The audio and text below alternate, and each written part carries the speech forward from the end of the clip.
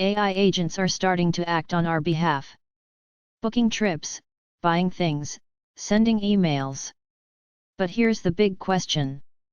How does a system know an agent is really allowed to do that?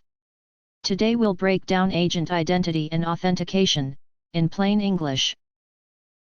When you use an app, you log in, and the app knows it's you. But an agent is different. It runs on its own, makes its own calls, and acts for you even when you're not there. So we need a way to prove who the agent is, and exactly what it is allowed to do. Agent authentication means verifying that an AI agent is legitimate, and is operating within its authorized scope, before it can touch any resource or take any action. Think of it as a passport, plus a permission slip, for software that acts on its own. For years we just handed agents a static API key.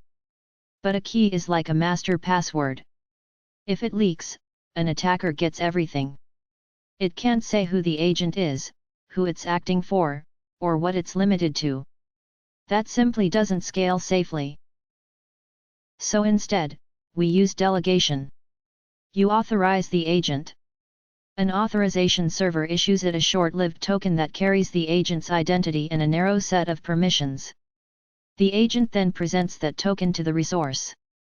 And only then does it get access. The industry's answer is built on OAuth, the same standard that powers sign-in with Google.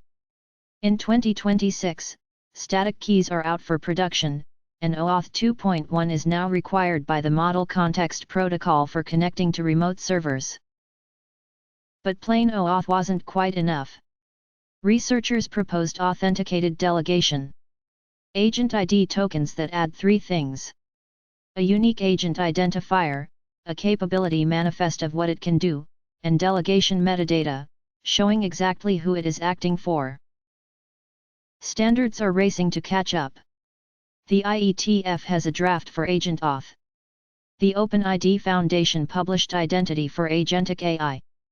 And vendors like Okta shipped cross-app access, so agents can connect securely across different systems. Quick comparison. A static API key is long-lived, broad, and anonymous. An agent token is short-lived, scoped to specific actions, and tied to both the agent and the user it represents.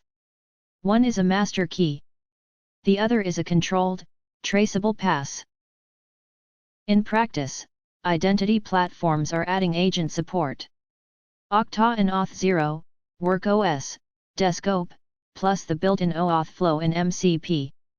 They handle issuing tokens, managing scopes, and keeping audit logs, so you don't have to build all of that yourself. Here's the core idea in code. The agent exchanges its credential for a scoped token. Then it calls the API with that token in the header. The server checks the token's scope first, and only acts if the agent is actually allowed to. So, don't give agents the master key. Give them a verifiable identity, and just enough permission, with a clear trail of who authorized what. As agents start taking real actions, this is becoming essential. Follow for more simple AI explainers.